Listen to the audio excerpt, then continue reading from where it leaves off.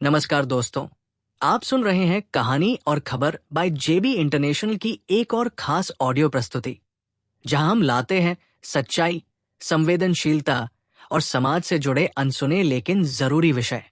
आज का विषय है एडीएचडी और छोटे बच्चों पर मोबाइल का गहराता प्रभाव। आज के डिजिटल युग में जहां तकनीक ने हमारी जिंदगी को आसान बना दिया है, वहीं एक कड़वी सच्चाई ये भी है कि इस तकनीक के सबसे मासूम शिकार हमारे बच्चे बनते जा रहे हैं।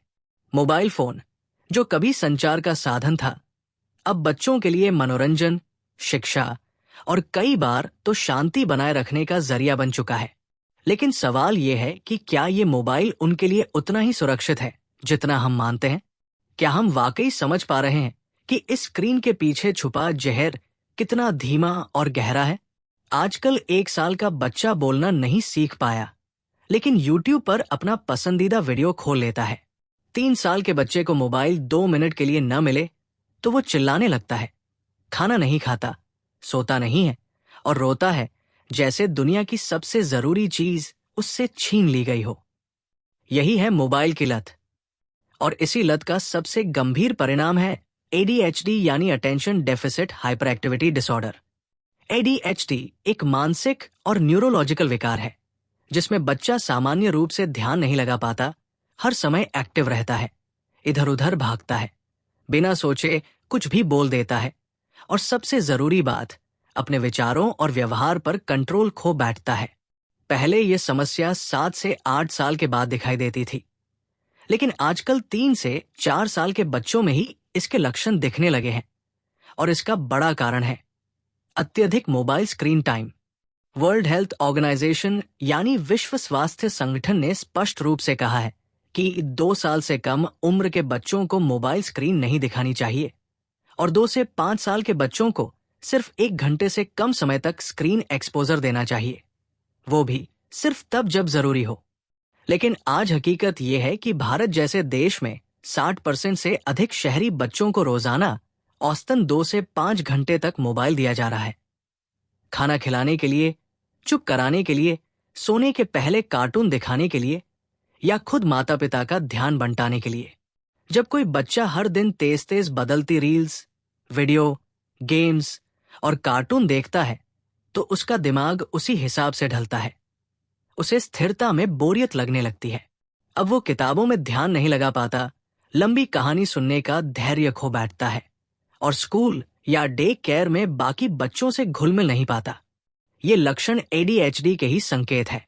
इससे उसका भाषा विकास रुक जाता है, शब्दों की समझ सीमित हो जाती है और वो भावनाओं को ठीक से व्यक्त नहीं कर पाता। मोबाइल की आदत धीरे धीरे दिमाग के डोपामिन सिस्टम को प्रभावित करती है।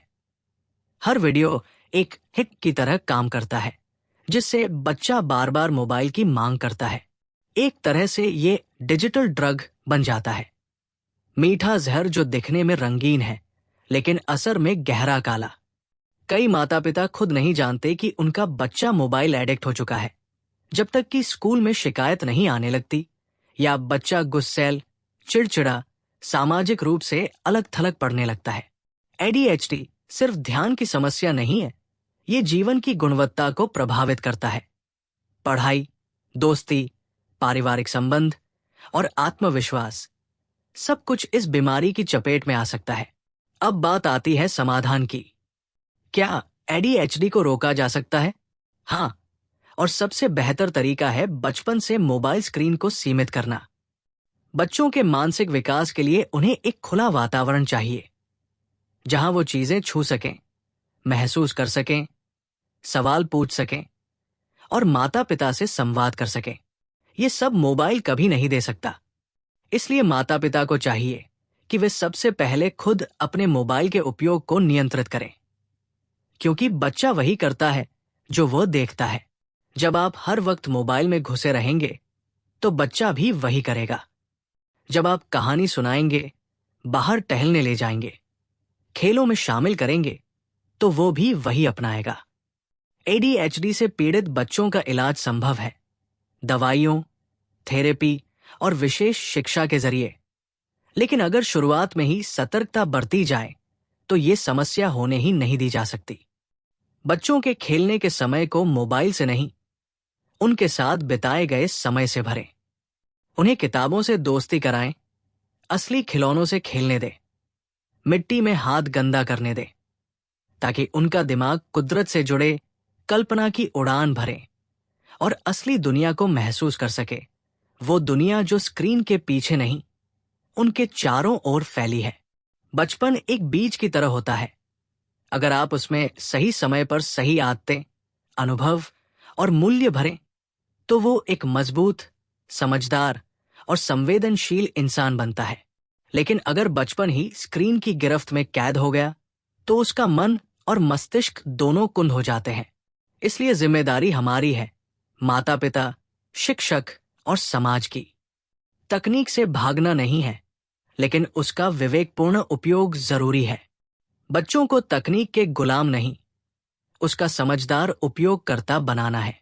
अगर आज हमने ये फैसला कर लिया कि हम अपने बच्चों के साथ 1 घंटा मोबाइल के बिना बिताएंगे, कहानी सुनाते, खेलते, बातें करते, तो यकीन मानिए हम उन्हें ADHD नहीं, बल्कि आत्मविश्वास, संवेदना और सोचने की शक्ति की ओर ले जा रहे होंगे।